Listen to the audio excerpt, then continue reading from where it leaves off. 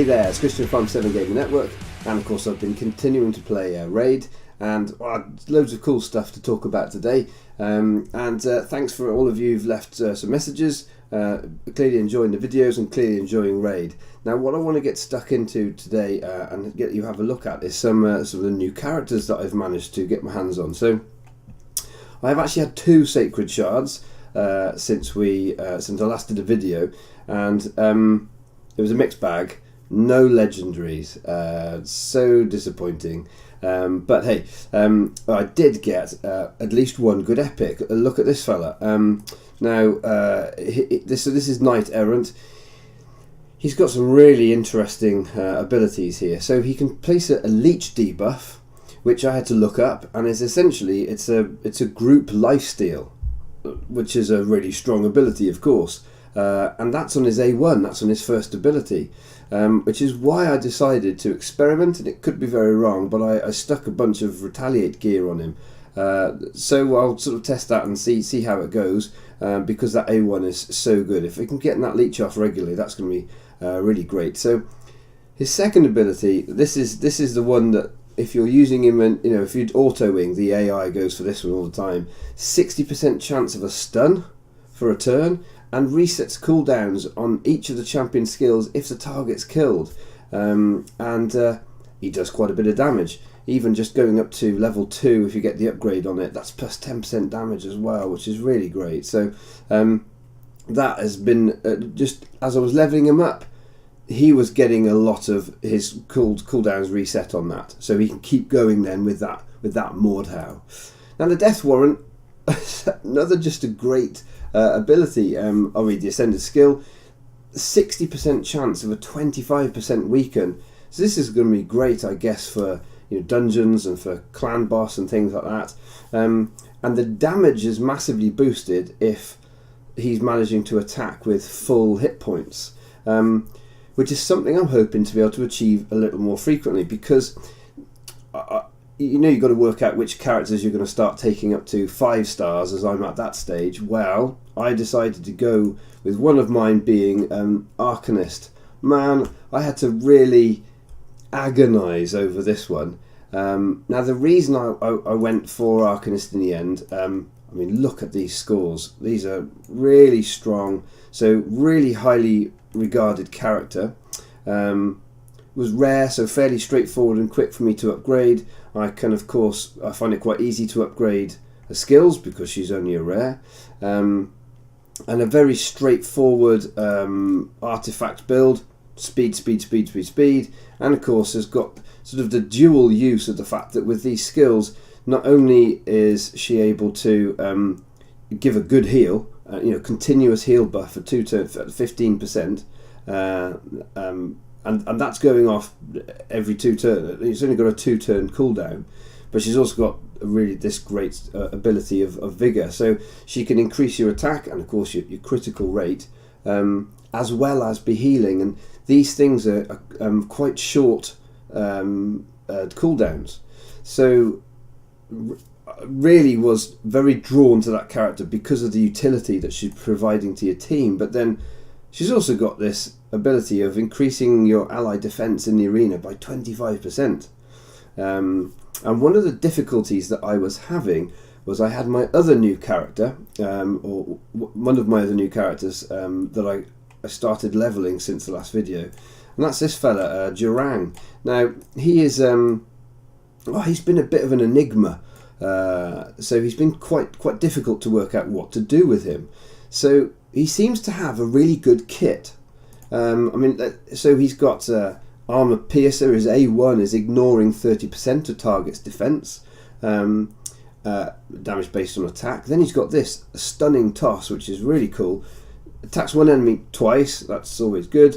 50% chance of placing a stun debuff for 1 turn.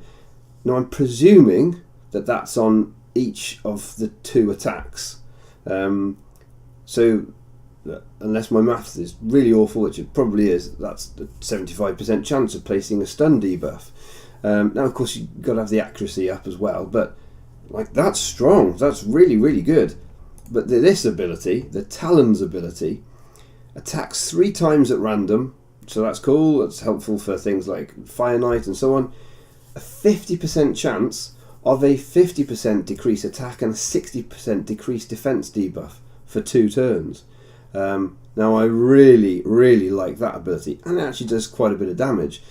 And that's one of the things that I found with this character. I've been able to get his attack up really quite high, but keeping him alive was proving to be a real problem. And I think it's probably just with the kit that I had on him, perhaps. I didn't have a hit point percentage major or primary stat item, which I've addressed now. But the other thing was, this is another reason why I decided to go with that Arcanist and go with that 25% increase in defense, because I was just trying to keep Jurong alive a little bit longer. And what became quite frustrating was I was actually better off a lot of the time sticking Jizo in, who I've got with a set of shield artifacts on. And actually that extra shield that Jizo was giving was keeping Jurong alive for longer, and allowing Jurong to dish the beats, which he can do.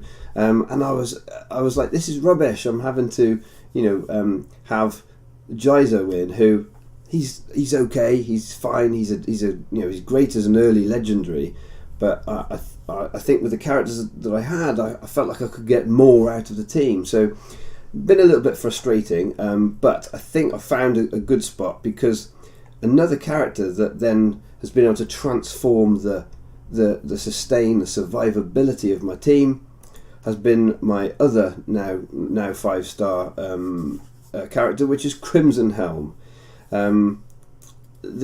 She's been a bit of an all-star, I have to say.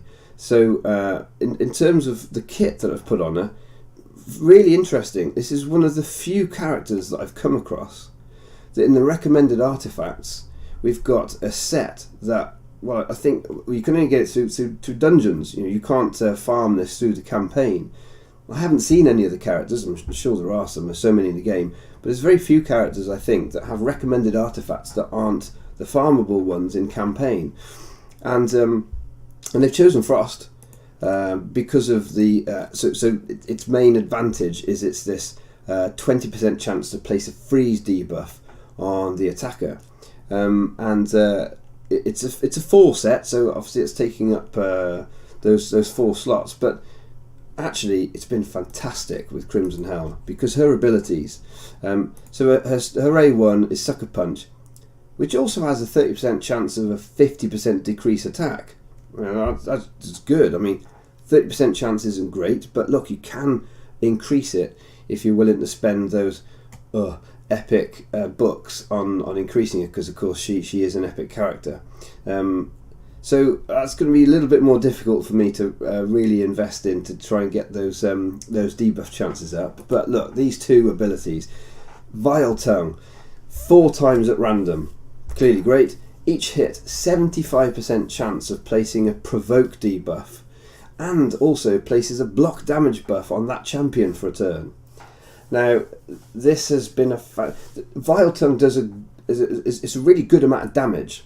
So especially if you're down to that last character, maybe an arena, or you're up against a dungeon boss, or that single character, the 4 hits, it's really strong. Now, of course, you don't worry about the provoke then in those situations, but the fact that she's got the block damage buff on, she has frequently been a character that has been the last one standing for me, and her ability to dish out lots of damage with Vile Tongue has been really valuable, because of course she's then got the block damage on. Now, when you combine this with the fact that the freeze has quite frequently then been going off, especially as she's the last character and she's the one getting hit, you know what it's like when it's right down to the wire, suddenly getting an extra turn to attack. It's absolutely massive. And again, you can see I haven't increased any of her skills here. All her skills are at level 1, but she's been an all-star. But that's not all, guys, because she's also got this. On guard, places a revive on death buff and a 60% increased defense buff on all allies for 2 turns. I mean, there's not much more you can ask for than that. So reviving characters when they go down and massively defending them before they do. The challenge has been actually with getting her to go early enough. There's so many fast teams in Arena who are able to throw out loads of damage that it's actually been quite difficult to get that final that on guard off, and it's usually the first ability that I use with her when she gets to her first turn, to massively increase the sustainability, the survivability of my team. And then, of course, if any are going down, that revive on death, that's bringing them back, and that's been super valuable. And of course, combining her with Arcanist, and with Arcanist's unnatural recovery, that 15% continuous heal buff, again, it's been really strong, because with the increased defense, taking less damage, they're generally staying alive, and so they're getting to use the 2 ticks of the unnatural recovery. And then if for some reason they are going down, well, the revive on death from the on guard from Crimson Helm has been getting them back on their feet, and then that continuous heal, hopefully if you can get it off quickly enough, has been helping them to stay around. So this is my Arena team at the moment. It's Arcanist, either leading with Arcanist or still leading with KL, because 15% hit point percent is great. And then Crimson and Jurong. So and it's been strong, it's been fine. I'm up into silver levels now, which was my big challenge, and just had my first silver chest and got some really nice kit out of it. Okay, so challenges that I've been working through. Now, as you can see from my champions there, my next main challenge is to start getting rank 6 champions, and my first one I'm really considering between KL and Crimson Helm. I'm thinking Crimson Helm is probably good enough at 5-star at the moment. If KL was able to put out a little more damage, although he does a lot, I think that would really, really help, both in finishing off the ends of the campaign potentially and in Arena. But I've got to focus on these ones now, so it's trying to get all of this. I mean, fully ascend a champion, fully upgrade a champion skills. That's going to be potentially quite a long time before I do that one. So the big thing that I'm going to try and get to now is get a 6-star character. Now, of course, that's working through the logistics of that.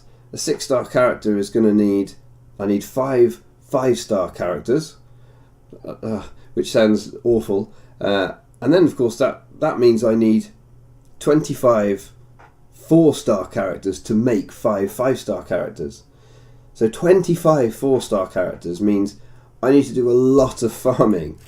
And of course I need to do a lot of farming. It's going to get me a great deal of XP. I've got to absolutely maximise the XP that I'm getting with each of these attempts. So obviously I've unlocked Brutal and I've been working my way through Brutal, but look at this, I have not got to the end of Brutal. And there's lots of as well that I haven't managed to get the stars on. So I have decided, after doing some research, I need to sort my executioner. So it's really painful because, of course, what I want to do is I just want to keep leveling up and using everybody that I create, all of my food characters. I want to stick them into either KL or Crimson Helm and get to that 6-star as quick as I can. But I'm kind of worried that I'm going to be losing out on XP every stage, because if I just took the time, a day or two to get Executioner up, I think he can probably get me through to the end of the campaign, and then I can start really hammering Brimstone Path and getting loads of XP to really quickly level characters. So the new project now is to sort out my Executioner. So I've done the research. Of course, what he needs to do is have his life steal kit artifact set on. Plus I'm probably going to go with speed. I think people are saying he needs to be really, really fast. I've seen some people use critical rate, and that might be an option. I do have a couple of pieces of divine speed kit, just give him a bit of extra shield, which, you know, if there's any struggles with him getting through, I guess that would be kind of counterproductive, because he's got lifesteal and that's not going to add to the shield. So yeah, so I've got a few options with exactly what I do with my last 2 slots. But yeah, my project now is to get this executioner up so that I can get my 6-star character nice and quickly. So that's where I'm currently at. So hopefully you've enjoyed having a quick look through some of those characters that are forming my arena team. There's so many characters I want to work on, a ridiculous amount of characters. I'm really excited about that knight-errant. I'm looking forward to getting him involved in my team. I really want to get him done now, but of course I kind of feel I need to get executioner so that I can get that 6-star before I can get to him. If you're playing this game, you know there are so many characters that you want to work on, and there's just so little time and so little energy to get all these characters leveled up. So it'd be really cool if you were to maybe any tips in the comment section about executioner builds, or what you found really helpful, and just generally, like, what's your latest character that you've just got and you're really excited about. I love hearing about, you know, what's exciting you about playing the game, because that's the point of me doing these videos, is so that more of us can enjoy playing Raid Shadow Legends, great game that it is. Right, anyway, until next time, keep enjoying your gaming.